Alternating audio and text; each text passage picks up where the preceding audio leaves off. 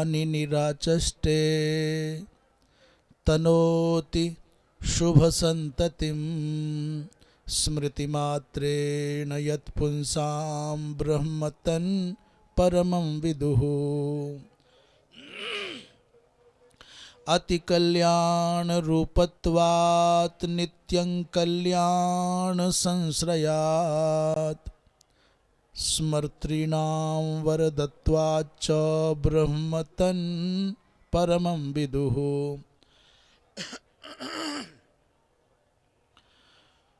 श्री राम जय जय राम।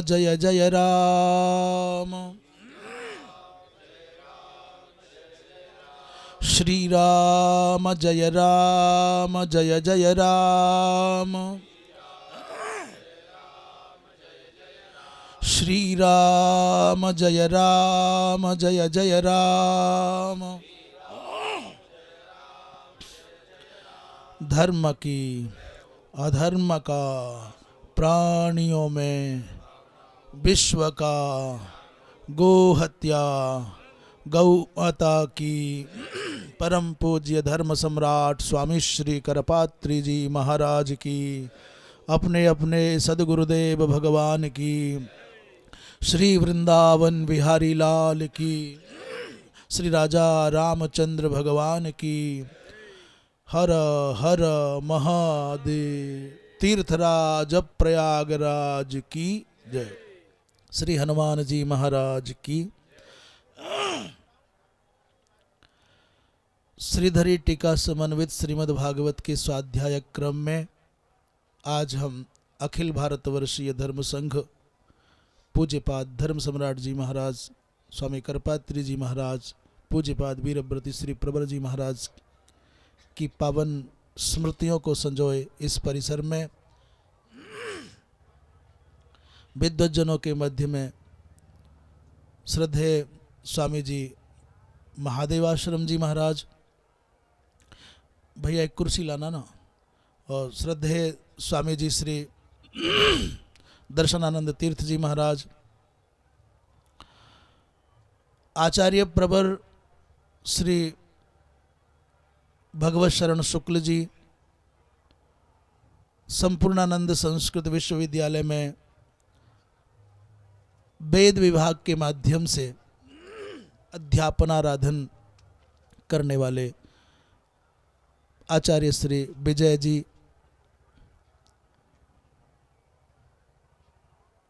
हमारे मेरठ की धरा से संस्कृत जगत में जिन्होंने उस क्षेत्र में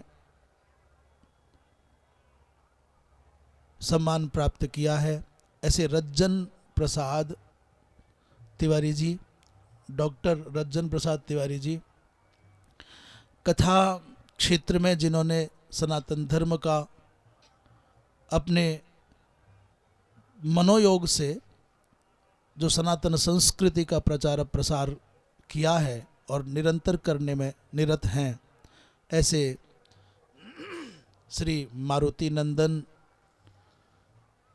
व्यास जी, और भी नाम तो बहुत हैं, हमारे विद्यार्थी जी, हमारे हेमंत जी, अन्य सभी सुधीजन, भगवत रस रसिक महानुभाव। तृतीय स्कंद के 26वें अध्याय के 56वें श्लोक तक की चर्चा हुई और आज 57वें श्लोक से यात्रा आरंभ होगी। प्रसंग चल रहा है कि एक एक करके उस ब्रह्म सत्ता के संबंध से, उस ब्रह्मांड से तत्तद इंद्रियों के अर्थात अधिभूत का तात्पर्य माने इंद्रिय के उत्पत्ति का जो केंद्र है उसका, और उस केंद्र से जो इंद्रिय माने अध्यात्म उत्पन्न होगा उस इंद्रिय का, और उससे संबंधित अधिदैव अर्थात इंद्रिय के अधिष्ठात्री देवता का। निर्विभेद विराजस्त्वक रोमस्मश्चादयस्ततः तत औषधयश्चासन छिष्णं निर्बिभिदे ततः।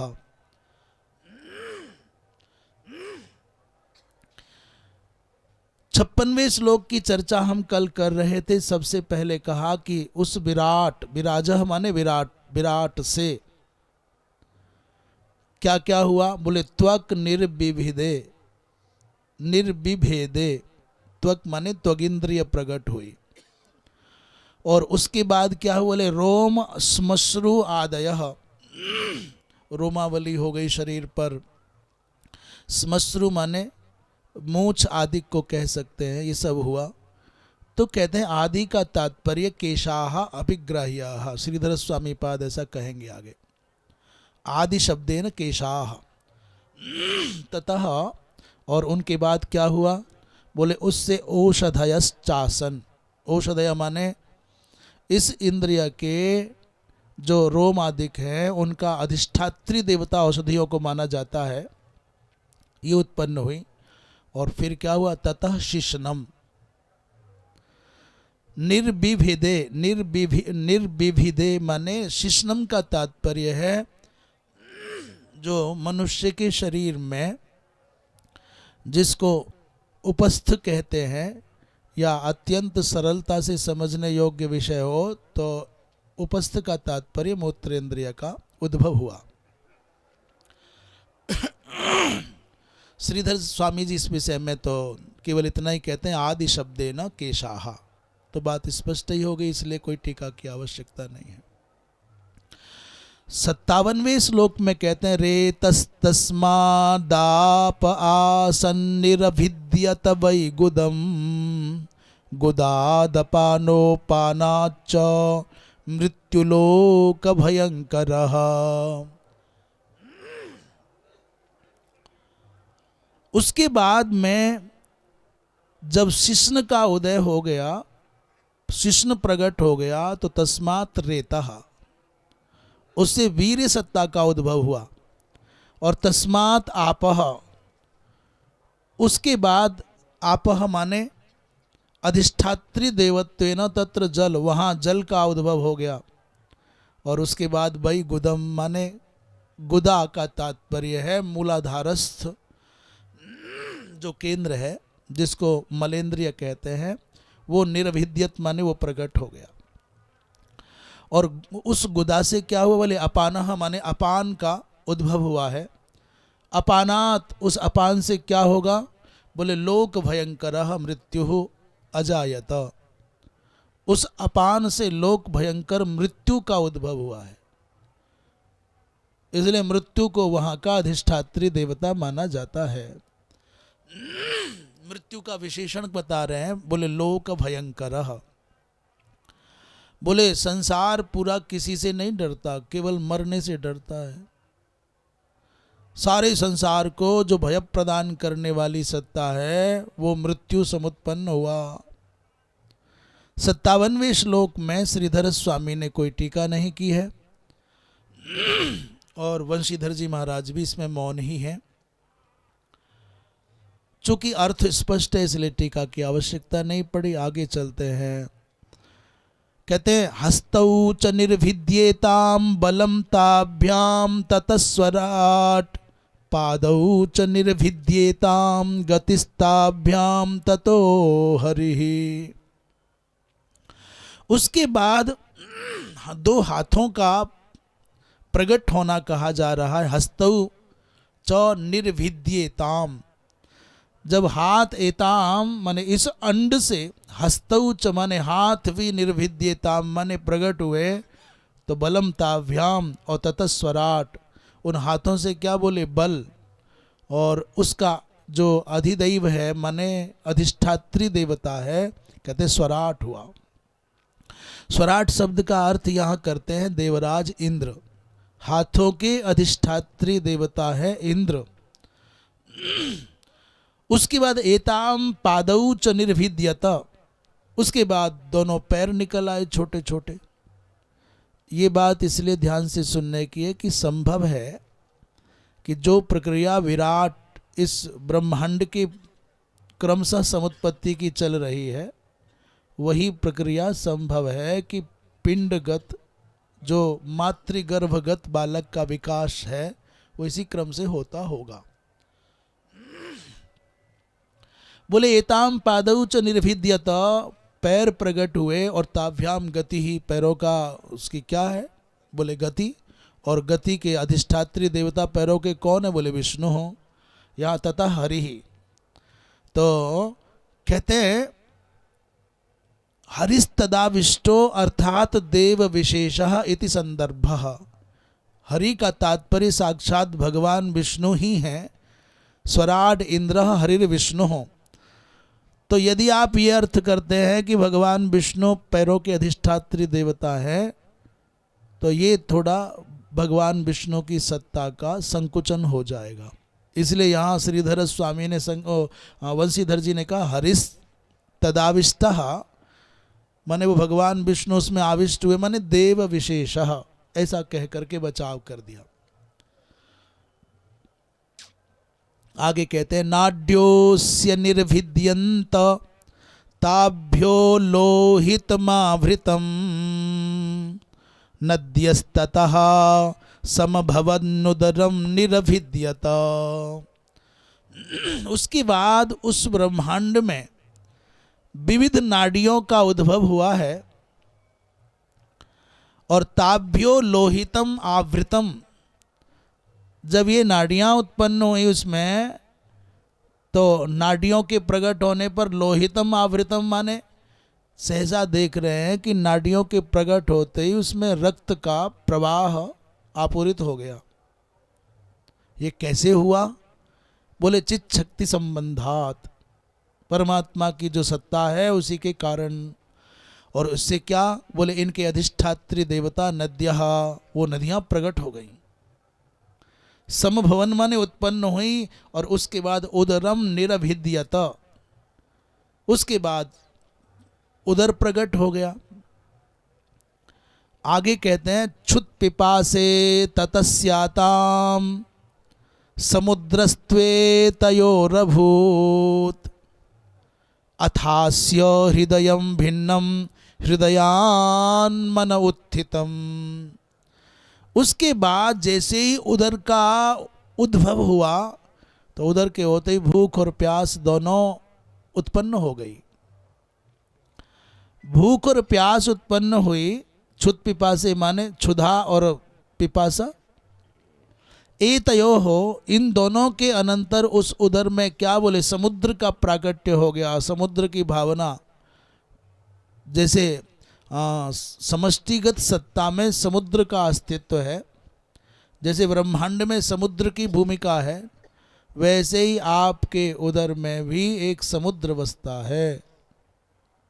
जब भगवान के विराट स्वरूप का वर्णन होता है दूसरे स्कंध में, तो वहाँ के पैरों से यह, नाभि से यह और नेत्रों से यह, तो वहाँ सब वर्णन आता है। सातों समुद्रों को भगवान का उदर भाग माना जाता है, कुक्षी भाग माना जाता है। तो एतयो समुद्र माने समुद्र उसका अधिष्ठात्री देवता है। तो ऐसा मत सोचना कि सच में वही समुद्र आ गया खारा वाला, और मान भी लो तो कोई आश्चर्य की बात नहीं है। जैसे समुद्र का जल खारा होता है, वैसे ही तुम्हारे उदर में कोई केंद्र होगा जल का, तो खारा ही होगा। तो कोई प्रमाण, बोले हमसे क्या पूछ रहे हो, चख के ही देख लेना, मोरारजी देसाई की तरह से। हम कुछ बोल दिए तो कुछ समझ में आया कि नहीं आया? काहे मोरारजी देसाई का नाम ले दिया हम? वो चिकित्सा है, वो पद्धति है, एक ऐसा उनके मन में बस गया भाव कि हम इसी से ठीक रहेंगे, तो रहते होंगे वो ठीक। लावण्य रहता है उसमें, लवड़ता रहती है, छार रहता है। अथ अस्य हृदयम भिन्नम, इसके बाद हृदय प्रकट हुआ, उत्पन्न हुआ, और हृदयात मन उत्थितम, हृदय से मन उठ खड़ा हुआ, ऐसा कह रहे हैं। आभृतम माने जातम, ये कौन सा श्लोक हो गया? अर्थात ये 60वां श्लोक हो गया। 60वें श्लोक में भी टीका तो कोई है नहीं। 61वें में कहते हैं मनसश्चंद्रमा जातो बुद्धिर्बुद्धेर्गिराम पतिः अहंकारस्ततो रुद्रश्चित्तम चैत्यस्ततो भवत। 61वें श्लोक में कहते हैं कि मनसः अर्थात मन से, कौन हुआ? बोले चंद्रमा। पुरुष सूक्त में ऐसा मंत्र है, चंद्रमा मनसो जातश्चक्षोः सूर्यो अजायत। मन से चंद्रमा प्रकट होता है। तो मनसः चंद्रमा जातः, मन से चंद्रमा का उद्भव हो गया। ततः बोले बुद्धि, उस हृदय से ही बुद्धि तत्व का प्राकट्य हुआ है। तो बुद्धि हुई तो बुद्धि के स्वामी कौन है? बोलो बुद्धे है गिराम पति ही। उस बुद्धि से गिराम पति माने गिरा कहते हैं, भगवती सरस्वती को कह रहे हैं। गिराम पति माने ब्रह्मा जी महाराज प्रकट हुए, सरस्वती के पति ब्रह्मा हैं। ततः बोले अहंकारः, उस हृदय से ही अहंकार का उद्भव हुआ है। तो अहंकार के अधिष्ठात्री देवता बोले ततः रुद्रः, भगवान रुद्र प्रकट हुए। और फिर उसमें क्या बोले चित्त का उद्भव हुआ है। और चित्त से ततक चैत्यः अभवत, चित्त से चैत्य बने उसके अधिदेवता कौन है? बोले क्षेत्रज्ञ को ही चैत्य कह रहे हैं। वो क्षेत्रज्ञ सत्ता है, वो प्रकट हुई। कहते हैं श्रीधर स्वामी 61वें श्लोक में कहते हैं बुद्ध्यादिषु हृदयम एव अधिष्ठानम। वो बुद्धि हो, मन हो, अहंकार हो, चित्त हो, इन चारों का अधिष्ठान हृदय है। और गिरामपति का अर्थ है ब्रह्मा और चैत्य शब्द का अर्थ क्षेत्रज्ञ। इस प्रकार 61वें श्लोक को पूर्ण करके आगे कह रहे हैं एते ह्यभ्युत्थिता देवा नैवास्योत्थापने शकन् पुनराविविशुखानि तमुत्थापयितुं क्रमात्। अपने अपने अधिदेवताओं के सहित माने अथवा अधिदेवताओं का स्मरण पहले करें। अपने अपने इंद्रिय गोलक अर्थात अधिभूत, अध्यात्म और अधिदेव, इन सब ने मिलकर के प्रयत्न कर लिया, परंतु वो जो जल में सहस्रों वर्षों से ब्रह्मांड गोलक विराजमान था उठ के खड़ा ही नहीं हुआ।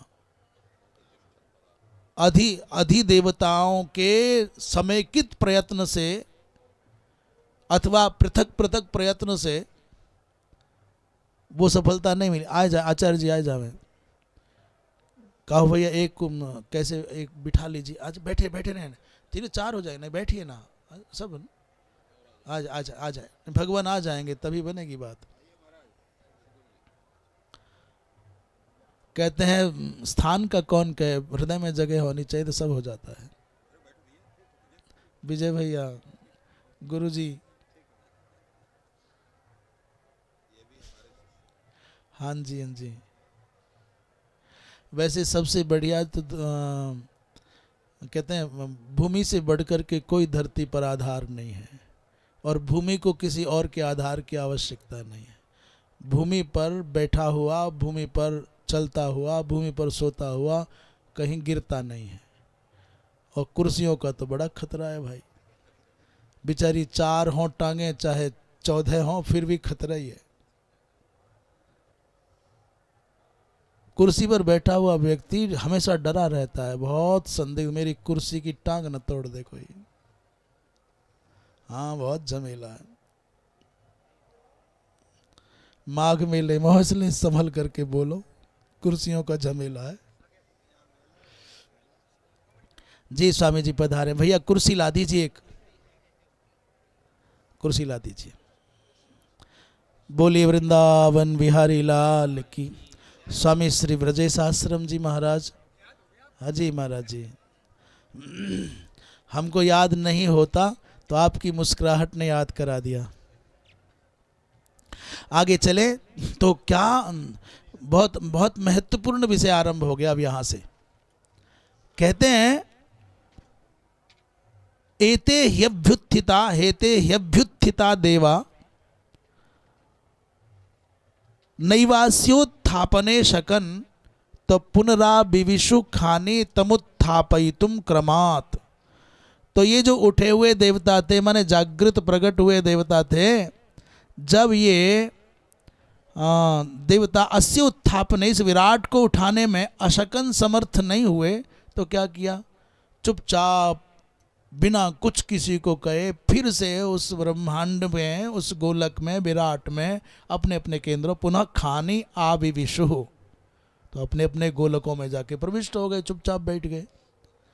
तभी तक तो कोई व्यक्ति हाथ पैर फेंके, उछले कूदे, कुछ करे, जब तक लगे कि हम कर सकते हैं। नहीं कर सकते, चुपचाप चलो ना, अपने घर में प्रविष्ट हो जाओ।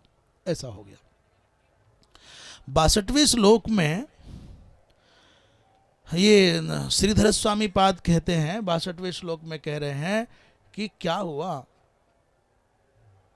एते ह्यभ्युत्थिता देवाः, माने वो जो अधिष्ठात्री देव है, जिसको अधिदेव शब्द से कह रहे हैं, वो प्रयत्न करके हार गए, और जब न उठा सके विराट को, तो चुपचाप स्वयं के जो मूल स्थान थे, गोलक थे, वहां पहुंच गए। कहते हैं यहाँ पर कारण क्या है, बोले अन्वय व्यतिरेकाभ्याम क्षेत्रज्ञम विवेक्तुम सर्वेशाम पुनः प्रवेश माह एत इति नवभि, एते इति नवभि। 9 श्लोकों से इस विषय का विवेचन करेंगे कि हुआ क्या। प्रयत्न करने के बाद भी उठा न सके तो कारण क्या है। तो यहाँ इस प्रसंग में कहते हैं अन्वय व्यतिरेकाभ्याम क्षेत्रज्ञम विवेक्तुम। अन्वय पद्धति क्या है, बोले अन्वय पद्धति का तात्पर्य है कि यदा क्षेत्रज्ञ चैतन्य ईश्वर, उसे परमात्मा कहो, जब तक वह परमात्मा अंत प्रविष्ट नहीं होता, तब तक वह विराट उठ करके खड़ा नहीं होता। यदा सह प्रविशति और तदा सह उत्तिष्ठति। तो तत्सत्वे माने वो जो परमात्मा सत्ता है, जिसको क्षेत्रज्ञ कह रहे हैं, जिसको विष्णु कह रहे हैं, जिसको अंतर्यामी कह रहे हैं, यदा सह प्रविशति, तो यत्र यत्र तस्य परमात्मनः सत्ता तत्र तत्र यदा यदा परमात्मनः सत्ता तदा तदा अस्य विराटस्य उत्थापनम, अथवा विराजः, षष्ठी में क्या बनेगा, विराजः, विराजः उत्थापनम। और यदा यदा तस्य प्रवेशो नास्ति तस्य तत्र सत्ता नास्ति तदा तदा तस्य नोत्थापनम। ऐसा अन्वय व्यतिरेक पद्धति से समझ लेना चाहिए। इसलिए जब नहीं हुआ तो पुनः प्रवेशमाह। 63वें श्लोक में कह रहे हैं कि वह्निर्वाचा मुखम भेजे नोदतिष्ठत्तदा विराट। सब बाहर खड़े थे, तो इशारे से कहा तुम करके देख लो। बोले हाँ हम करेंगे। तो सबसे पहले वह्नि माने अधिदैव, उसने अपनी वागींद्रिय को पकड़ा। ऐसा लग रहा है जैसे कोई पति गुस्सा करके अपनी पत्नी का हाथ पकड़े, बोले हम देखते हैं, तो चले गए अंदर। वह्निर्वाचा मुखम भेजे, तो अधिदैव अध्यात्म के साथ में अधिभूत पर आरूढ़ हुआ, परंतु नोदत तिष्ठत तदा विराट। प्रविष्ट होने के बाद भी विराट में कोई स्पंदन नहीं हुआ, विराट में कोई चेतना ना आई, विराट उठ करके खड़ा ना हुआ। हाँ, प्रवेश करने पर भी। तो उसके बाद में बेचारा क्या करता, तो घ्राणेन वायु नासिके भेजे तदा विराट नोद तिष्ठत। तो फिर दूसरी इंद्रिय ने अपना काम किया। जो वायुदेव हैं, उन वायुदेव ने अपनी अध्यात्म माने घ्राणेन्द्रिय के साथ में अधिभूत माने नासिका केंद्र पर प्रवेश किया, आरूढ़ हुए, तो भी वो विराट उठ करके खड़ा नहीं हुआ। ऐसे ही सब श्लोक हैं। वह्निर्वाचा मुखम भेजे नोदतिष्ठत तदा विराट। ये जो अंतिम वाला भाग है ना, नोदतिष्ठत तदा विराट, इसे एक बार बोल के देख ले, नोदतिष्ठत तदा विराट, बोल के देख ले। और जिनको संस्कृत बिल्कुल नहीं आती है, जिनको ये बहुत मन में पीड़ा रहती है, वो तो जरूर बोलें, अवश्य बोलें, क्योंकि इतने बार बोला जाएगा, याद हो जाएगा। नोदतिष्ठत तदा विराट, नोदतिष्ठत तदा विराट। आगे कहते हैं 64वें श्लोक में अक्षिणी चक्षुषादित्यो नोदतिष्ठत्तदा विराट श्रोत्रेण कर्णौ च दिशो नोदतिष्ठत्तदा विराट।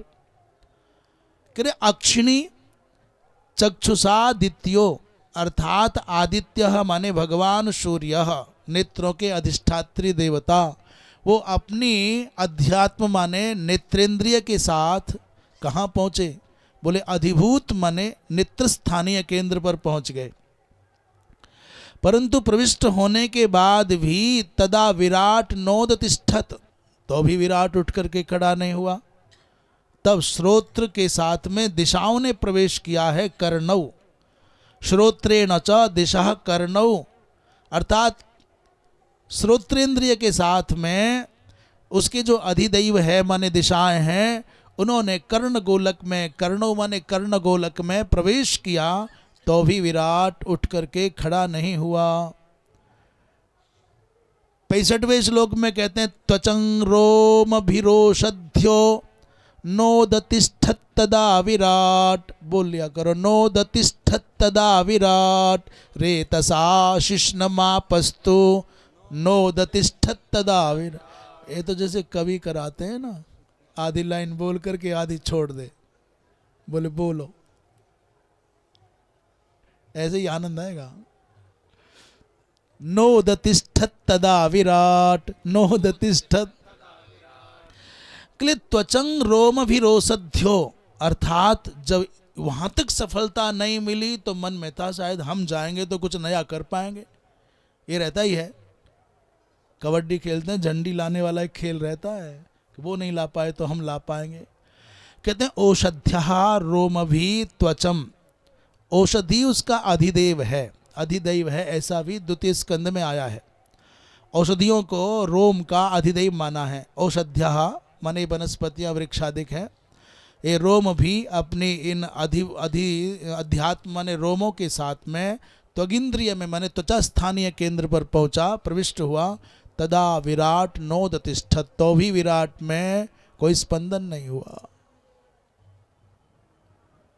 आपस्तु रेतसा शिश्नम तदा विराट नोदतिष्ठत्, और तो क्या कहें, बोले जो जल तत्व है अधिदैव माने जल, वो वीर्य के साथ में माने अध्यात्म के साथ में कुत्र बोले शिश्नम प्रविष्ट शिश्नम प्रविवेश, वहाँ पहुँच गए माने शिश्न के केंद्र पर। तदा तदापि तदपि माने तथापि तदापि, तो भी वहाँ चेतना नहीं आई, वो विराट नहीं उठा। तब गुदम मृत्युरपानेन नोदतिष्ठत्तदा विराट, भूल गए, गुदा मृत्युरपानेन। गुरुजन तो बोल रहे हैं और दूसरा शब्द हम नहीं बोलेंगे। गुरुजन तो बोल रहे हैं परंतु नहीं, अब बोलना नहीं चाहते ना तो बोला जा सकता है। नोदतिष्ठत्तदा विराट हस्ताविंद्रो बले नैव नोदतिष्ठत्तदा विराट। तो फिर क्या हुआ? बोले मृत्यु हो, अधिदैव मृत्यु है ना, अपान के साथ माने अध्यात्म के साथ में कहाँ पहुंचा? बोले अधिभूत में प्रविष्ट हो गया, गुदादेश में प्रविष्ट हो गया, और तो भी विराट नहीं उठा। फिर इंद्रहा, अधिदैव है इंद्र, इंद्रहा बलेन एव हस्तौ, माने इंद्र अधिदैव इंद्र, बलेन माने अध्यात्मेन स, अध्यात्म के साथ में कुत्र बोले अधिभूत में प्रविष्ट हुआ, तो भी विराट में कोई स्पंदन नहीं हुआ, विराट नहीं उठा। तो विष्णुर्गत्यैव चरणौ नोदतिष्ठत्तदा विराट नाडीर्नद्यो लोहितेन नोदतिष्ठत्तदा विराट। इसके बाद भगवान विष्णु, जो भगवान विष्णु ही कहा जाता है, चरणों के अधिदेवता भगवान विष्णु ही हैं। हाथों के अधिदेवता देवराज इंद्र हैं। तो कोई सोचे कि भगवान विष्णु सबसे बड़े और जगह चुनी सबसे छोटी। बोले बड़े बड़े ही रहते हैं, भले ही कोने में अकेले चुप खड़े होते हैं, पर बड़े बड़े ही होते हैं। तुम फ्रंट पर खेल रहे हो तो ठीक है, और कुछ लोग होते हैं जिनके बल पर होते हो आप। और जो घर में माता पिता हैं, घर में कोई तुम्हारे जो पूरी समग्र ऊर्जा आपको दिए हुए हैं। तो विष्णु गत्या एव चरणौ तदा विराट नोदतिष्ठत। भगवान विष्णु गति के साथ अधिभूत मने चरणों में प्रविष्ट हुए तो भी विराट उठ करके खड़ा नहीं हुआ। अब चूंकि विष्णु को सर्वातिशायी देवता के रूप में माना जाता है, तो ये बात संदिग्ध सी लग रही थी, इसलिए बंशीधर जी महाराज ने पता है क्या कहा, हरि ही तदाविष्टो। तो हरि कौन है? तो भगवान विष्णु अर्थ नहीं किया, कर देव विशेषः। कितनी चतुरता से उन्होंने भगवान विष्णु की उस सत्ता को सुरक्षित रख लिया है।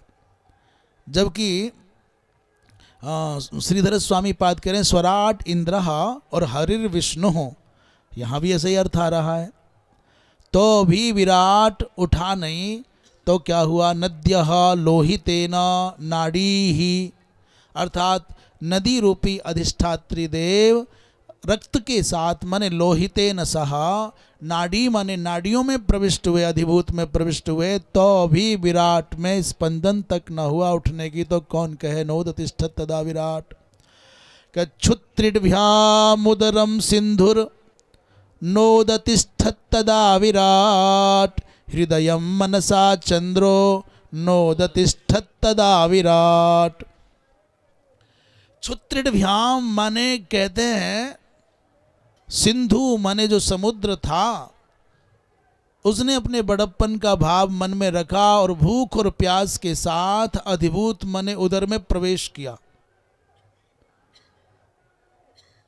परंतु विराट तो उठा ही नहीं। जब ये सफलता ना मिली तो मनसा चंद्र माने चंद्रहा, अधिदैव है चंद्रमा, और मन माने अध्यात्म है। वो कहाँ? बोले हृदयम प्रविष्टः, वो चंद्रमा मन के सहित हृदय में प्रविष्ट हुआ। तथापि भैया नोदतिष्ठत तदा विराट, तो भी विराट में अभ्युत्थान नहीं हुआ। तब सोचा कि भाई यहाँ तक तो सब ये ऐसे ही थे, मान लो खड़िया ही पलटन थी, हम बहुत बड़े हैं। सो ब्रह्मा जी महाराज आ गए। कहते बुद्धिया ब्रह्मा अपि हृदयम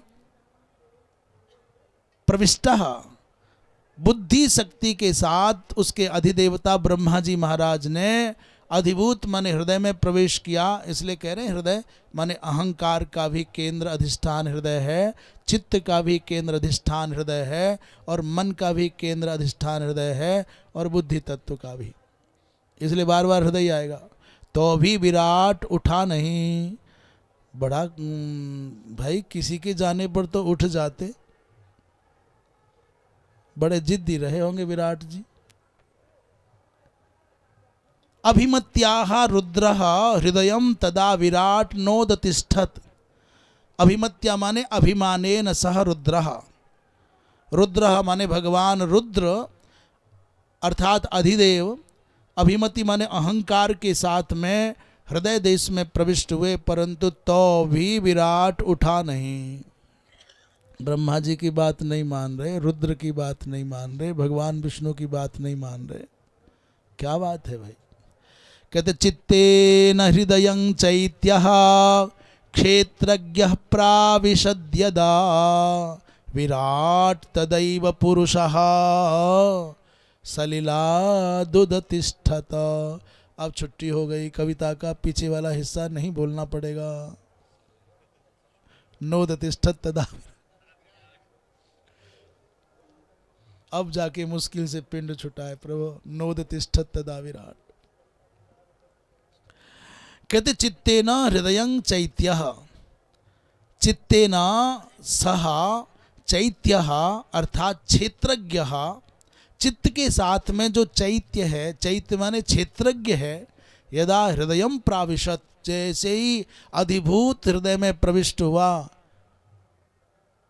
तो महाराज तदा एव तदैव उसी समय विराट पुरुषः सलिलात् उदतिष्ठत, झटिति उस जल से विराट पुरुष उठ करके खड़ा हो गया। कौन प्रविष्ट हुआ? बोले क्षेत्रज्ञ जब प्रविष्ट हुआ। ये श्लोक है 70वां। 70वें श्लोक में भी टीका तो श्रीधर स्वामी ने नहीं की, संभवतः वंशीधर जी। चैत्यो माने वासुदेव। वंशीधर जी कह रहे हैं चैत्य शब्द का अर्थ है वासुदेव। स एव क्षेत्रज्ञो अंतर्यामी, वही क्षेत्रज्ञ है, वही अंतर्यामी है। कैसा? बोले ऐसा भगवद गीता में वर्णन है, क्षेत्रज्ञम चापि माम विद्धि सर्वक्षेत्रेषु भारत। इसलिए भगवान स्वयं अपने मुख से कह रहे हैं मैं ही क्षेत्रज्ञ हूं। इस गीता के वचन का आलंबन लेकर के कहते हैं चैत्य का प्रविष्ट होना माने क्षेत्रज्ञ का प्रविष्ट होना ही इस विराट का अभ्युत्थान है। बोले यथा प्रसुप्तम पुरुषम प्राणेन्द्रिय मनोधियः प्रभवन्ति विना येन नोत्थापयितुमोजसा नोत्थापयितुमोजसा। कहते हैं यथा प्रसुप्तम पुरुषम, जैसे कोई सोया हुआ पुरुष हो। बोले प्रसुप्तम पुरुषम, सोए हुए पुरुष को ये न बिना माने यहाँ ये न का तात्पर्य क्षेत्रज्ञ न बिना। प्राण इंद्रिय, प्राण हो, इंद्रियां हो, मन हो, धिय मनः धिय, मन और बुद्धि हो, ओजसा उत्थापयितुम न प्रभवन्ति। कहते हैं जैसे प्रसुप्त पुरुष को उस क्षेत्रज्ञ के बिना, ये चाहे प्राण हो, चाहे इंद्रियां हो, चाहे मन हो, चाहे बुद्धि हो, या इनके अधिष्ठात्री देवता हो, बोले बलपूर्वक उठाने में समर्थ नहीं हो सके, समर्थ नहीं होते। ये 71वां है। तो 71वें में श्रीधर स्वामी पाद कह रहे हैं कि विराट देहस्य व्यष्टि देहम, विराट देह से, देह का व्यष्टि देह जो है दृष्टांतत्वेन दर्शयन, दृष्टांत के माध्यम से, दर्शयन माने दिखाते हुए, सांख्यानुकथनस्य, सांख्य पद्धति से कहने जा रहे हैं, उसका प्रयोजन आह, कथनस्य प्रयोजनम आह, उसके कथन का प्रयोजन क्या है? कहते हैं संघाते विविच्य चिंतयेत। क्या हुआ? यथेति द्वाभ्याम, दो श्लोकों के द्वारा इस विषय का प्रतिपादन करेंगे। वो कौन कौन से हैं? दो, एक तो हो गया 71वां और एक हो गया 72वां। दो 72 ही तो हैं। कह रहे हैं तस्मिन प्रत्यगात्मानं धिया योग प्रवृत्तया और भक्त्या विरक्त्या ज्ञानेन विविच्यात्मनि चिंतयेत। विविच्यात्मनि चिंतयेत 72वें श्लोक में कह रहे हैं, 72वें श्लोक में कह रहे हैं तस्मिन है ना, तमस्मिन कह रहे हैं, तमस्मिन प्रत्यगात्मानं धिया योग प्रवृत्तया। कहते हैं अस्मिन तम प्रत्यगात्मानं, अस्मिन माने अस्मिन शरीरे, इस शरीर में, तम प्रत्यगात्मानं माने उस अंतरात्मा, प्रत्यगात्मा कहते हैं प्रत्यक माने प्रत्येकम अंचति इति प्रत्यक, अंचु धातु गत्यर्थक है, पूजनार्थक भी है, पूजनार्थक गत्यर्थक है। माने प्रत्येक, कोई ऐसा है नहीं जहाँ उसकी गति ना हो, इसलिए उसका नाम प्रत्यक है। उसी में आत्मा जोड़ देते हैं तो प्रत्यगात्मा हो जाता है। प्रत्यगात्मानं माने अंतरात्मा को, अस्मिन शरीरे तम प्रत्यगात्मानं माने इस प्रत्यगात्मा को, योग प्रवृत्तया धिया, कब जान पाओगे? बोले जब आपकी जो बुद्धि है वो कैसी बुद्धि होनी चाहिए? बोले योग प्रवृत्तया, माने योग में संलग्न जो बुद्धि है, और भक्त्या माने भक्ति पूर्वक, और कैसे? बोले विरक्त्या माने वैराग्य पूर्वक, और कैसे? बोले ज्ञानेन और विवेक पूर्वक। विविच्य आत्मनि चिंतयेत, भैया उसका विविच्य माने ये विविचिर धातु है, जो ये विवेक शब्द का अर्थ है कि जो सत और असत का विवेचन करने की सामर्थ्य है, उसका नाम है विवेक। बुद्धि और विवेक में दोनों में अंतर है। बुद्धि जानने का साधन हो सकता है, परंतु बुद्धि की अपेक्षा विवेक अधिक उत्तम अर्थ को साधे हुए है।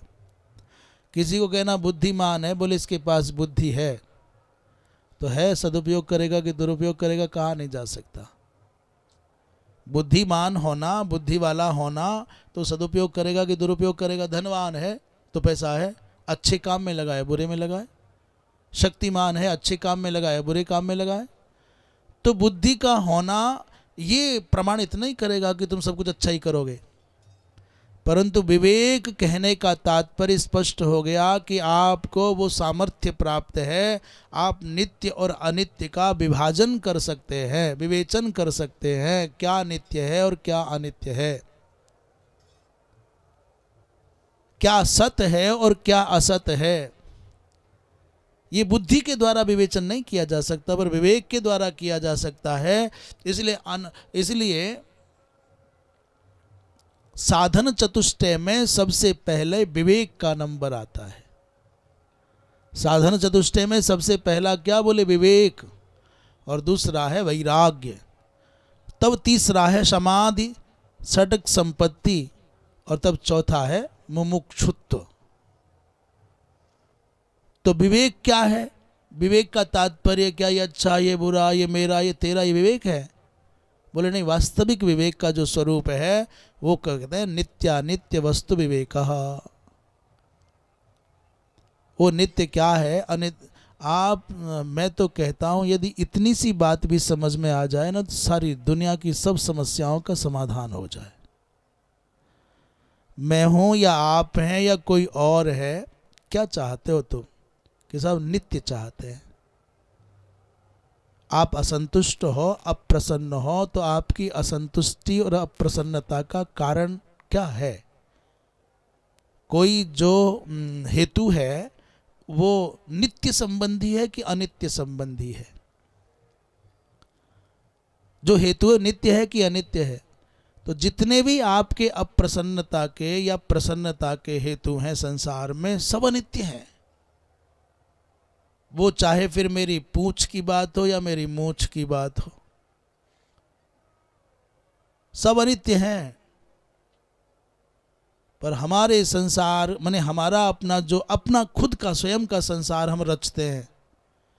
हम स्वयं के प्रजापति स्वयं हैं, स्वयं के विधाता स्वयं है, स्वयं के ब्रह्मा स्वयं है, और वो मन है हमारा, वो सृजन करता है। वो बताता है ये शत्रु है मित्र है, बलात्।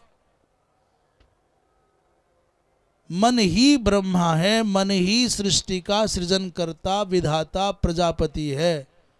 अभी हम बिल्कुल पहली बार एकदम से नए नए मान लीजिए मद्रास पहुंच जाएं, ना हम किसी को जानते हैं ना कोई हमको जानता है, परंतु ये चमत्कारी महापुरुष मन ऐसा है कि एक सप्ताह के अंदर विभाजक रेखा खींच देगा। ये अच्छा है, ये बुरा है, ये मेरा नहीं है, ये पुण्यात्मा, ये पापात्मा है, ये काम का नहीं है। अपने आप चित्रकारी कर देगा मन।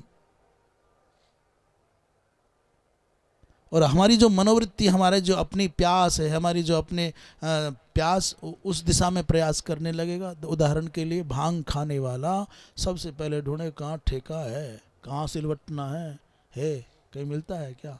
भाषा नहीं जानता तो भी ढूंढ लेगा। सत्संगी कोई होगा, संकीर्तन वाला कोई होगा, तो कहे भैया यहाँ कोई संकीर्तन होता है क्या? है शाम को कोई सत्संग होता है क्या? वो ढूंढेगा।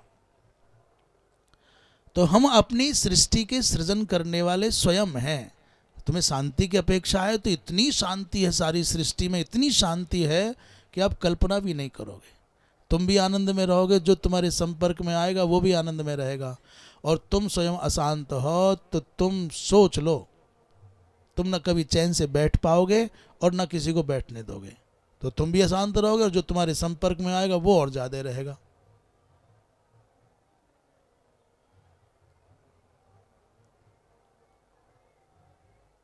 मन है सारा खेल रचने वाला। 72वें श्लोक में कहते हैं अस्मिन तम प्रत्यगात्मानम, इस शरीर में किसको खोजना है? बोले अब आप तो कह रहे हो ना उठ के खड़ा हो गया, उठ के खड़ा हुआ तो खोजो उसको। उसको खोजने के साधन है नित्य और अनित्य वस्तु का विवेक। पहले ये निर्णय करो कि तुम जिसके लिए लड़ रहे हो वो हेतु, वो कारण नित्य के लिए है कि अनित्य के लिए। तुम्हारे संघर्ष का जो उद्देश्य है वो नित्य की प्राप्ति के लिए है कि अनित्य की प्राप्ति के लिए।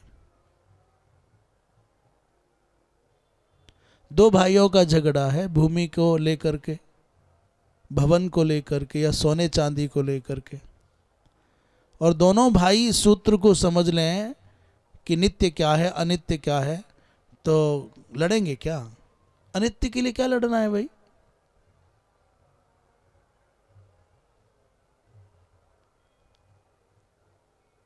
और दूसरा है वैराग्य। ये चर्चा इसलिए आई कि यहाँ पर धिया माने बुद्धि कह रहे हैं और दूसरा कह रहे हैं बोले विरक्त्या, ज्ञाने न कह दिया और विरक्त्या कह दिया।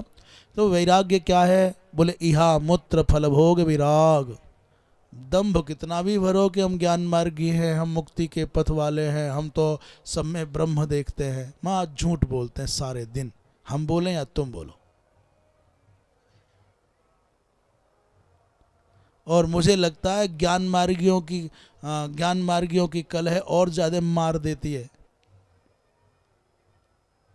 एक थे महाराज पढ़ा रहे थे गुरुजी कि ब्रह्म सत्यम जगन मिथ्या, भैया सब में ब्रह्म का दर्शन किया करो। सब ब्रह्म है, सब कुछ ब्रह्म है।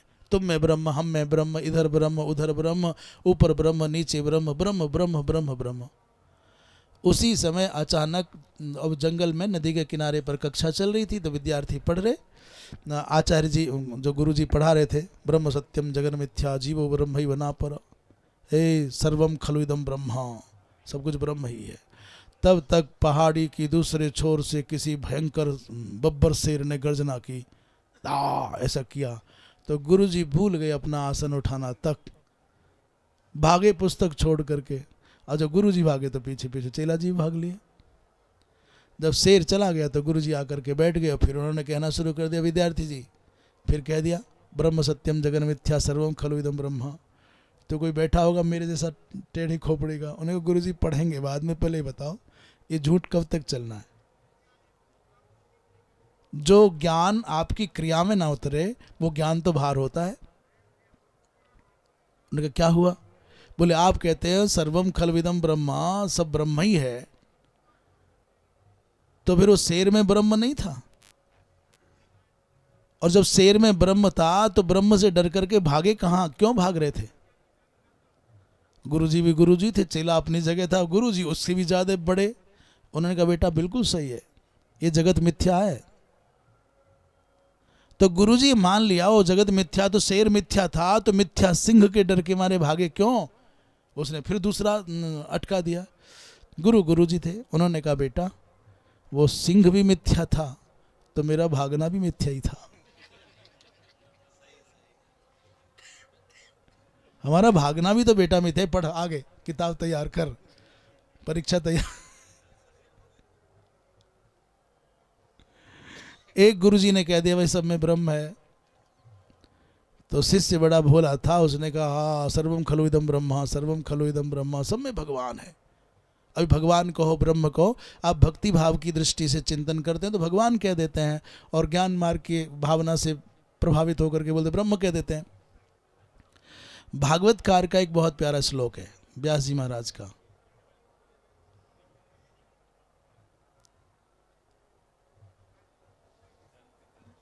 है हाँ बदंती तत्व नहीं, हाँ बदंती तत्व विदंती है बदंती,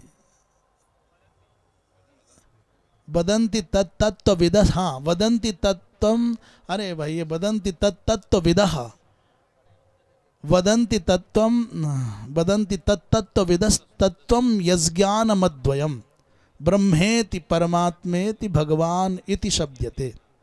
वदंती तत्तत्त्वम यज ज्ञानम अद्वयम अस्ति, यज अद्वयम ज्ञानम अस्ति, तत्तत्त्वम वदंती के तत्त्वविदः, तत्ववेत्ता उस अद्वैत ज्ञानात्मक तत्व को बोलते हैं। किस रूप में बोलते हैं? बोले जो यदि वो ज्ञानी है तो ब्रह्म, ब्रह्मेति, ब्रह्म इति, और यदि वो योगी हैं तो परमात्मा इति, ब्रह्मेति परमात्मेति, और यदि वो भक्त है तो भगवान इति शब्दते। तो एक ही तत्व को ज्ञानियों ने ब्रह्म कहा, योगियों ने परमात्मा कहा, और भक्तों ने भगवान कहा है। तो बस शब्दों के कई एर फेर है, बाकी तो बात ऐसी है। तो गुरुजी ने पढ़ा दिया, गुरुजी ने पढ़ाया कि सब ब्रह्म है, सब में भगवान है, भैया सब में भगवान देखो। तो वो बड़े आनंद से, आज बड़ा सुख मिला, बहुत तत्व का ज्ञान प्राप्त हुआ, इसलिए आनंद में झूमता हुआ मस्ती में चला जा रहा था। कुछ भानी नहीं, सर्वत्र पत्ते पत्ते में, भूमि के कण कण में उसको भगवान का दर्शन हो रहा था, ब्रह्म का दर्शन हो रहा था। अचानक सामने से कोई पगलाया हुआ हाथी आ गया, बिगड़ा हुआ। हाथी के ऊपर बैठा था महावत। महावत ने देखा कि भाई कोई भला आदमी आ रहा है कि मर ना जाए। हाथी तो हाथी क्या जाने, वो सूंड में उठा करके धर पटकेगा। उसने चिल्लाया, अरे दूर हट जाओ, हाथी बिगड़ गया है, हाथी मत वाला हो गया है, हटो हटो हटो। उसने ध्यान ही नहीं दिया। गुरुजी के उपदेश को गले से लगाए हुए भावुक भक्त बेचारा चला जा रहा था। तब तक मत वाले हाथी ने सूंड में फंसाया और धर करके पटका, और पूरी तरह से पाँव नहीं धरा होगा, नहीं धर दिया होता तो ये कहने के लायक नहीं रहता। तो हड्डी पसली थोड़ी बहुत टूट टाट गई। रोता धोता हाय हाय करता हुआ गुरुजी के पास पहुंचा। बोले, गुरुजी झूठ बोलते हो, यदि सब में ब्रह्म होता तो वो हाथी वाला जो ब्रह्म है वो मुझ ब्रह्म को क्यों पटकता। जैसे हमारे आर्य समाजी भाई कहते हैं, कह रहे क्या पत्थर को भोग लगाते हो। तो सनातनी कहते हैं, तो ब्रह्मरूपी मुंह में, ब्रह्मरूपी शरीर में ब्रह्मरूपी अन्न को तुम क्यों ठुसाते हो। पाषाण में भगवान है क्या जो भोग लगाते हो? हे क्या पत्थर को भोग लगाते हो, पाषाण में भगवान है क्या? ये तो पत्थर है, जड़ है। तो सनातनी ने कह दिया, तो फिर तू इसमें ठूंसता है, भोग लगाता है, ये समझ में नहीं आता है ऐसा। तो लौट करके गुरुजी के पास में आया। उसने कहा कि गुरुजी आप झूठ पढ़ाते हो, गलत है। तो गुरुजी ने कहा क्या हुआ? बोले, आज हाथी ने पटक दिया। हाथी में भगवान होता और मुझ में भी भगवान होता तो भगवान भगवान को या ब्रह्म ब्रह्म को पटकता। उन्होंने कहा, बेटा उस हाथी रूपी ब्रह्म के ऊपर भी कोई दूसरा ब्रह्म बैठा था क्या? बोले, हाँ बैठा था एक और ब्रह्म। बोले, जैसे हाथी आ रहा था तो हाथी के ऊपर बैठा हुआ जो ब्रह्म या भगवान जो भी कहो, बोले वो कुछ बोल रहा था। बोले, हाँ बोल रहा था। क्या? बोले, हट जाओ हाथी पे। बोले, उस ब्रह्म की बात क्यों नहीं मानी, उसी ब्रह्म को क्यों देख रहा था? उस ब्रह्म की बात मान जाता भाई। तो कहते हैं कि उस परमात्मा को जो आपके इसी शरीर में विद्यमान है, कहाँ सातवें लोक में ढूंढने जा रहे हो भाई? कौन ऐसा जीव है, कौन ऐसा देह है जिसमें परमात्मा विद्यमान नहीं है? हृदय से माने हृदय देश में वो परमात्मा विद्यमान है, तो उसे देखना है। अस्मिन्नेव शरीरे तम प्रत्यगात्मानम परमात्मानम। क्या करना है? बोले, चिंतयेत, उसी का चिंतन करो, उसी को प्राप्त करने का प्रयत्न करो। बोले, कुत्र? बोले, स्वयं में ही, अपने ही अंदर। आत्मन्येव चिंतयेत, पर उसके लिए कुछ करना पड़ेगा। बोले, हाँ भाई देखो, योग प्रवृत्तया बुद्धिया, योग प्रवृत्तया धिया, योग समन्विता जो बुद्धि है योग समन्वित माने जब तक आप तत्परता से, युक्त भाव से, माने सातत्य, योग का तात्पर्य सातत्य।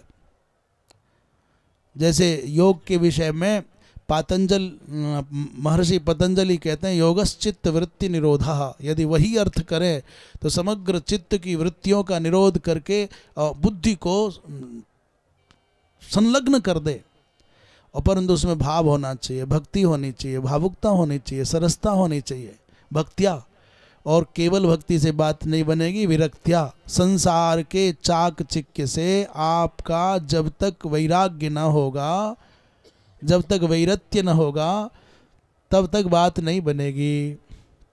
इसलिए कह रहे थे, वैराग्य की बात चल रही थी ना तब, इहा मूत्र फलभोग विराग।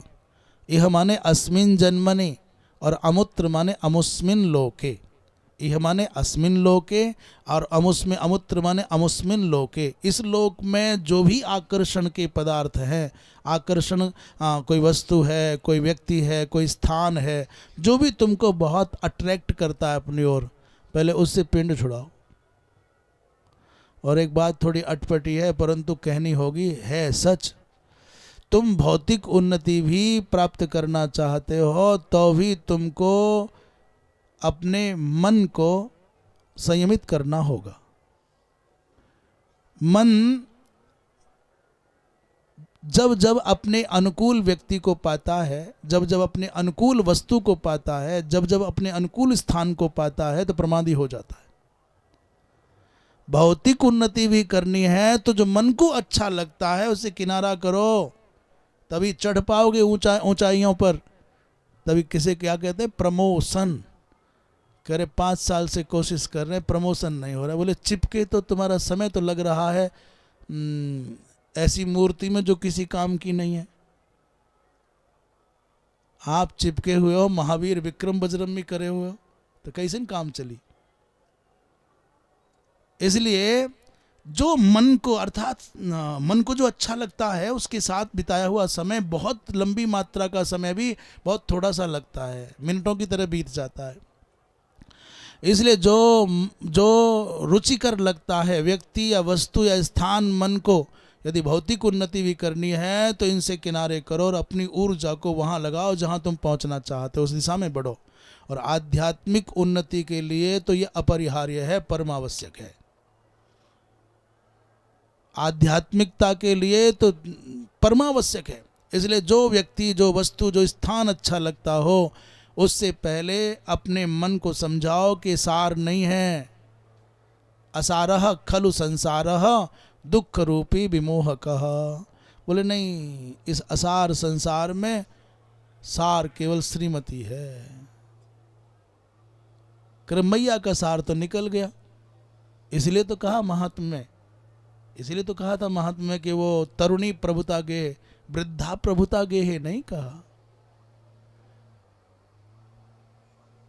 तरुणी प्रभुता गे है, कहा है। जब तक तारुण्य रहेगा तभी तक घर में प्रभुत्व रहेगा। तारुण्य गया तो जाओ छुट्टी। तो वो माँ से कहता है लड़का, जो माँ को कहता है तू मेरी माँ, तू तो साक्षात भगवान है, तुम्हें वो माता है, और क्या क्या बोलता है। बहू आ जाती है, कहता चुप नहीं बैठा जाता क्या। तारुण्य, ये प्रवचन में चले जा रहे हैं, वहां नहीं जाना चाहिए था। तो क्या कह रहे हैं, इस लोक के आकर्षण, उसमें स्रग चंदन वनितादि विषय भोग इत्यादि कहा है। और स्वर्गलोक के जो अमूत्र माने, उस लोक में जो आकर्षण के साधन हैं, कोई अप्सराओं की बात करता है, एक तो पूरी की पूरी जमात है, कह रहे 72 मिले। 72 के चक्कर में जीवन को नरक बना लिया है। नहीं तो बेहतर हो जाना चाहिए था, बृहत्तर बनो, बेहतर बनो।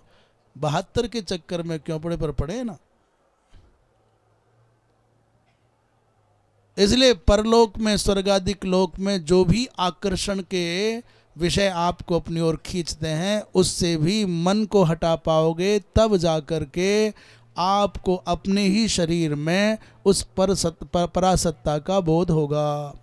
ज्ञानेन माने विविच्य, विवेक से विवेचन करके आत्मन्येव चिंतयेत, ऐसा 72वें श्लोक में कह रहे हैं। श्रीधर स्वामी क्या कहते हैं देख लें। प्रथमम परमेश्वरे भक्ति ही, सबसे पहले भगवान में भक्ति हो। ततो अन्यत्र विरक्ति ही, भगवान के अतिरिक्त जो भी कुछ तुमको आकर्षक लग रहा है उसको मिथ्या मानो, नासवान मानो, दुखद मानो, उससे मुक्त हो जाओ। इसलिए जब कोई ज्ञान के अभिमान में भक्ति का तिरस्कार करता है तो उसको ये समझाना चाहिए कि भैया भक्ति के बिना ज्ञान और वैराग्य का उदय नहीं होगा। ये मैया है, ये माँ है भक्ति, इसी की कोख से ज्ञान और वैराग्य आवेंगे। तो कैसे तिरस्कार कर सकते हो भक्ति का आप? और कोई भक्ति के अभिमान में और भक्ति के चक्कर में पड़ करके ज्ञान और वैराग्य का तिरस्कार करे तो वो भी नासमझी हो जाएगी। क्यों? अरे बोले जैसे किसी को पुत्र होने के लिए माता की आवश्यकता है, ऐसे ही किसी स्त्री को माता कहलाने के लिए संतति की आवश्यकता है। जब तक भगवती रूपी किसी मैया की कोख से ज्ञान और वैराग्य जन्म नहीं लेंगे तब तक उसका नाम जननी न होगा, उसे बंधिया कहेंगे। तो भक्ति की कोख से यदि ज्ञान वैराग्य का उदय न हुआ तो भक्ति बंधिया जैसी हो जाएगी। ज्ञान क्या? बोले भगवत विषय ज्ञान ही भक्ति करने का प्रतिफल है। और चमक दमक से भरे हुए संसार से मन को हट जाना अर्थात वैराग्य आ जाना, यही भक्ति करने का फल है। पर बूढ़े होने तक चिपके रहे चमक दमक में, और बड़ी गाड़ी और ऊंचा आसन और बवाल, तो फिर क्या होगा? इसलिए संसार से वैराग्य हो और भगवान के चरणों में भगवान की सामर्थ्य का बोध हो, भगवान की महिमा का बोध हो, ये ज्ञान और वैराग्य है।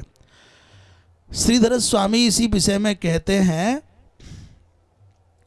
तो पहले तो भगवान में भक्ति होनी चाहिए और फिर बोले अन्यत्र, ततो अन्यत्र माने भगवान से भिन्न जो भी कुछ है सर्वत्र आपको वैराग्य भाव हो, ततो उसके बाद क्या होगा? बोले योग प्रवृत्ता बुद्धि होगी, योग में लगी रहने वाली बुद्धि मिलेगी और एकाग्रम चित्तम अर्थात फिर एकाग्र चित्त हो जाएगा। ततो यज ज्ञानम, फिर जो ज्ञान की उत्पत्ति होगी, तेन प्रत्यगात्मानम, उस ज्ञान के द्वारा प्रत्यगात्मा को माने क्षेत्रज्ञ उस परमात्मा को, अस्मिन आत्मनि माने कार्य कारण संघाते, इस कार्य कारण संघातात्मक शरीर में ही क्या करना है? बोले विविच्य चिंतयेत, ये क्रम बता दिया श्रीधर स्वामी ने कि ऐसा ऐसा करना चाहिए। सच्ची बात यह है कि वह हम इस बात को ऐसे कहने के अभ्यासी हैं कि वो परमात्मा अंदर ही मिलता है, जिसको भी मिलता है, बाहर कहीं नहीं मिलता। जितना चाहो उतना भटक लो, वो परमात्मा जिस भी रूप में आप उसको देखना चाहते हो, क्योंकि सृजन करने वाले ही तुम हो, भगवान को बनाने वाले हैं आप। भगवान के नाम और रूप का निर्धारण करने वाले हैं आप। और कदाचित नाम का निर्धारण तो वेद कर दें, पर रूप का निर्धारण तो तुमको ही करना है। ब्रह्मा जी महाराज ने बात कही है, यद यद धियात उर्गाय विभावयंती तत्तद बपु प्रणय से सदनुग्रहाय। तुम्हारे भक्त जैसा जैसा आपका भाव करते हैं वैसा वैसा स्वरूप आप बना लेते हैं। तत्तद धिया यद यद धियात उर्गाय विभावयंती तत्तद बपु, वैसा वैसा शरीर वैसा वैसा स्वरूप भगवान प्रणय से, तो काहे? बोले सदनुग्रह, अपने भक्तों पर अनुग्रह करने के लिए। इसलिए भगवान को बनाना है आपको और पाना भी आपको है, और पाना भी अपने में ही है, कहीं बाहर नहीं है। इसलिए वह परासत्ता जब भी मिलेगी तब अंदर मिलेगी, बाहर तो जाओ अपना भ्रम मिटाने के लिए। बाहर इसलिए जाना आवश्यक है कि अंदर जाने का मार्ग मिल जाए। और जब भी परमात्मा सत्ता का साक्षात्कार होगा तब अकेले में होगा, और अकेले कोई होगा न भीड़ में होगा न भीड़ को होगा। तो फिर काहे बैठे हैं यहाँ माघ मेले में, काहे भटक रहे हैं? यहाँ विश्वनाथ जी में भीड़ लगी है, वृंदावन में भीड़ लगी है, अयोध्या में भीड़ लगी है, लगी रही भीड़ तो क्या है। तो महाराज ये तो बद तो व्याघात हो गया। एक तरफ कहते सत्संग होना चाहिए, आओ भाई जादे आओ भाई जादे, और एक तरफ कहते न भीड़ को मिलेगा न भीड़ में मिलेगा। हाँ, उसको मिलेगा जिसको भीड़ में रह करके भी अकेले रहना आता है। भीड़ में रह करके भी जिसको अकेला रहना आ जाएगा वही भगवान को पाएगा। और कोई कोई तो ऐसे होते हैं अकेले रह करके भी भीड़ में ही रहते हैं, कभी बाल नोच रहे हैं, कभी बोल रहे हैं, कभी लड़ रहे हैं, कभी अकेले ही, अपने आप ही। अकेलेपन में और एकांत में अंतर है। जैसे सैकड़ों लोगों में से किसी किसी को शब्द इतना प्रभावित करता है कि उसको समाधि जैसी लग जाती है, और किसी किसी को हाथ ही नहीं आता कुछ भी। तो जो भीड़ में रह करके भी अकेले होने का रहस्य जान जाता है, वो भीड़ में रह करके ही परमात्मा को पा जाता है। मिलेगा फिर भी अंदर ही। बता दो, प्रहलाद को कहाँ मिले? प्रहलाद को कहाँ मिले और ध्रुव को कहाँ मिले? वो बाहर खड़े थे और वो अपने अंदर रस ले रहे हैं, इतना आनंद में डूबे हुए हैं। अंदर ही मिलेंगे। यही केवल एकमात्र सूत्र यही बहुत काम का है। तो इसका मतलब मंदिरों में जाना, तीर्थों में जाना ये अनावश्यक है ना? अनावश्यक नहीं है। यहाँ से जाना है काशी। कितना किलोमीटर है काशी? बोले 120 किलोमीटर है। एक जगह लिखा, यहाँ से 120 लिखा है, बढ़ते गए कार गई। एक जगह लगा काशी 0 किलोमीटर। कहीं लगा ऐसा नहीं लिखा, पत्थर पर या बोर्ड पर लिखा होगा। तो अब तुम्हारी यात्रा पूरी होगी, 0 किलोमीटर खत्म हो गया, अब रुक जाओ। बोले नहीं भाई, ये तो बाहर की यात्रा थी, अब यात्रा होगी अंदर की। रामेश्वरम जाया है, बद्रीनाथ जाया है, वहाँ वैष्णो देवी जाया है, अमरनाथ कर लिए और वो वाले नाथ कर लिए, हाँ द्वारिकाधीश हो गए, जगन्नाथ जी हो गए। बोले कर लिए? बोले हाँ भाई सब हो गया, 12 ज्योतिर्लिंग हो गए, सब घुमाए, सब देख लिए। बोले अब ठंडा हो गया ना मन, जेब ठंडी हुई, थोड़ा मन ठंडा, बैठ जा चुपचाप। अब बाहर घूम घूम करके ठहर जाओ, अंदर की यात्रा करो। जैसे काशी के उस बोर्ड के पास पहुंच गए जहाँ 0 किलोमीटर लगा है, तो भी नहीं रुकते हो। फिर काशी की गलियों की यात्रा होती है, अंतरंग यात्रा होती है। वो मोहल्ले में जाओगे, उस गली में जाओगे, उस नंबर के मकान में जाओगे, उस मकान के अंदर भी उस कमरे में जाओगे जो जिसे तुम अपना मानते हो, उस कमरे के भी उस केंद्र पर जाओगे जहाँ विश्राम पाते हो। इतनी अंदर की यात्रा शेष है। बाहर की तीर्थ यात्राओं के बाद सब घूम लिए भैया, वो तो घट घट में विद्यमान है, यहीं खोजना है। इसलिए बाहर की यात्राएं करना बुरा नहीं है, करो, पर बाहर की यात्राओं से जब आप विरत हो जाओ तो अंदर की यात्रा में पहुंच जाओ, तो यही मिलेगा। यहीं वैकुंठ है और यहीं सब कुछ है। ये बात कहना चाहते थे वृंदावन बिहारी लाल की। और सोच रहे थे कि क्या कुछ बंसीधर जी ने कहा है, कार्य कारण संघाते माने देहे जीवे वा, इतना ही कहा है। कार्य कारण संघात माने शरीर में ही उस परमात्मा सत्ता का दर्शन कर लेना चाहिए। जय जय श्रीमद्भागवते महापुराणे पारमहंस्याम संहितायाम तृतीय स्कंधे षड्विंशति नाम, तृतीय स्कंध है, तृतीय स्कंधे षड्विंशति षड्विंशोत्सवः श्रीकृष्णार्पणमस्तु। कृष्णाय वासुदेवाय हरये परमात्मने प्रणतक्लेशनाशाय गोविन्दाय नमो नमः। श्रीराम जय जय राम, श्रीराम जय जय राम। धर्म की अधर्म का, प्राणियों में विश्व का, गोहत्या, गौ माता की, परम पूज्य धर्म सम्राट स्वामी श्री करपात्री जी महाराज की, अपने अपने सदगुरुदेव भगवान की, श्री वृंदावन बिहारी लाल की, श्री राजा रामचंद्र भगवान की, हर हर हनुमान जी महाराज की, तीर्थराज प्रयागराज की, और जो जम्हाई के साथ साथ जय का सुख ले रहे उनकी भी जय।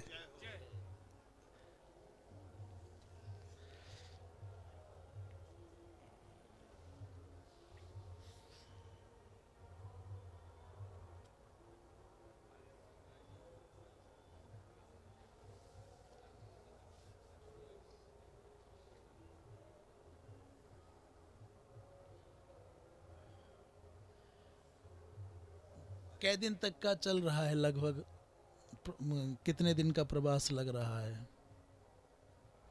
अचला सप्तमी तक जाना पड़ेगा। अचला सप्तमी तक रहने का कोई योग? इस बार कोई कवि समवाय कुछ